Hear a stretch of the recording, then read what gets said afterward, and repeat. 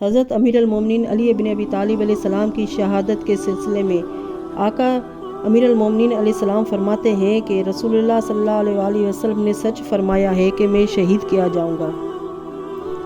لکھا ہے کہ جب نماز صبح کے ارادے سے باہر نکلے تو صحن کعبہ میں بطخوں نے دامن تھام لیا اور شور مچانے لگیں۔ کسی نے روکا تو آپ نے فرمایا مت روکو، یہ مجھ پر نوحہ کر رہی ہے۔ پھر آپ دولت اسرا سے برآمد ہو کر داخل مسجد کوفہ ہوئے اور گلدستہ اذان پر جا کر اذان کہنے لگے۔ اس کے بعد نماز میں مشغول ہو گئے۔ جب آپ سجدہ اول میں گئے، نامراد ابن ملجم مرادی نے سر اقدس پر تلوار لگا دی۔ یہ تلوار اسی جگہ لگی جس جگہ جنگ خندق میں عمر بن عبد ود کی تلوار لگ چکی تھی۔ ضرب کے لگتے ہی آسمان سے آواز آئی، قتل الامیر المومنین، آگاہ ہو کہ امیر المومنین قتل ہو گئے۔ اس کے بعد آپ زمین پر لوٹنے لگے اور زخم پر مٹی ڈال کر بولے فزت برب الکعبہ، خدا کی قسم میں نے حیات ابدی پائی اور کامیاب ہو گیا۔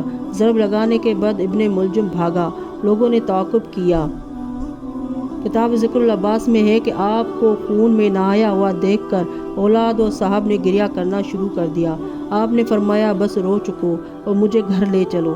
یہ سن کر حضرت امام حسن، امام حسین علیہ السلام، حضرت عباس علمدار نے ایک گلیم میں ڈال کر آپ کو گھر پہنچایا۔ کتاب القرار میں ہے کہ گھر پہنچ کر آپ نے صبح کو مخاطب کر کے فرمایا کہ تو گواہ رہنا کہ میں نے کبھی نماز قضا نہیں کی اور خدا اور رسول کی کوئی مخالفت مجھ سے نہیں ہوئی۔ تاریخ احمدی میں ہے کہ کوئی علاج کارگر نہ ہوا اور آپ کی وفات کا وقت آ پہنچا۔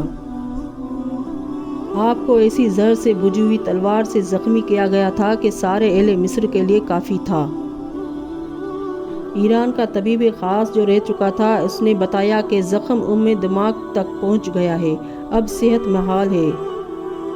تاریخ کامل ابن اسیر میں ہے کہ انتقال کے وقت آپ نے نصیحتیں و وصیتیں فرمائی جو تقویٰ، پرہیزگاری، عبادت، صلہ رحم وغیرہ وغیرہ سے متعلق تھیں۔ پھر ایک نوشتہ لکھ کر دیا۔ کتاب اخبار ماتم میں ہے کہ بعض کتب تواریخ میں ہے کہ آپ کی خدمت میں شربت پیش کیا گیا تو آپ نے تھوڑا سا پی کر قاتل کو بھجوا دیا۔ آپ نے آخری وقت اپنے سب بیٹوں کو بلا کر امام حسن علیہ السلام اور امام حسین علیہ السلام کی اطاعت اور امداد کا حکم دیا اور فرمایا کہ فرزندان رسول ہے۔ آپ نے اپنی تمام اولاد و ازواج کو امام حسن علیہ السلام کے سپرد فرمایا۔ حضرت عباس کو امام حسین علیہ السلام کے حوالہ کر کے فرمایا کہ تمہارا غلام ہے، کربلا میں کام آئے گا۔ کتاب العقد الفرید میں ہے کہ آپ نے امر خلافت امام حسن علیہ السلام کے سپرد فرمایا۔ کتاب الوسیلۃ النجات میں ہے کہ امام حسن حضرت علی علیہ السلام کی وصیت کے مطابق امام برحق کو خلیفہ وقت مقرر پائے۔ تاریخ کامل ابن اسیر، بحر الانوار، علامہ وری ذکر العباس میں ہے کہ آپ نے 21 رمضان 40 ہجری کو انتقال فرمایا۔ کتاب جامع عباسی یعقوبی میں ہے کہ شب 21 رمضان کو آپ نے انتقال فرمایا ہے۔ اسی شب کو حضرت عیسیٰ علیہ السلام آسمان پر اٹھائے گئے۔ حضرت موسیٰ علیہ السلام نے رحلت کی۔ یوش بن نون نے وفات پائی۔ کتاب الامامت السیاست میں ہے کہ امام حسن، امام حسین علیہ السلام، عبداللہ ابن جعفر نے غسل دیا۔ محمد حنفیہ نے پانی ڈالنے میں مدد کی۔ کفن پہنانے کے بعد حضرت امام حسن علیہ السلام نے نماز جنازہ پڑھی۔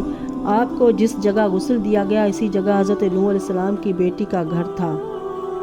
شہادت کے وقت آپ کی عمر 63 سال تھی۔ بعض تواریخ میں ہے کہ آپ کی قبر حضرت نوح علیہ السلام کی بنائی ہوئی تھی اور آپ کا جنازہ سرہانے کی طرف سے فرشتے اٹھائے ہوئے تھے۔ تاریخ الاول فدا میں ہے کہ آپ نجف اشرف میں سپرد خاک کیے گئے۔ جواب میں بھی زیارت گاہ عالم ہے۔ جس شب میں حضرت علی شہید ہوئے اس کی صبح کو بیت المقدس کا جو پتھر اٹھایا جاتا تھا اس کے نیچے سے خون تازہ برآمد تھا۔ ابن ملجم سے کہنا، گو میں جانتا ہوں کہ تقدیر سب پر غالب ہے کہ کم بخت تو نے اسلام کے ارکان کو ڈھا دیا۔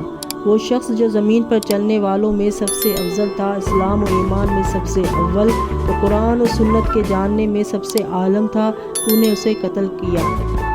اور آپ کے انتقال کے وقت 4 بیویاں موجود تھیں، امامہ، اسماء، لیلہ، ام البنین۔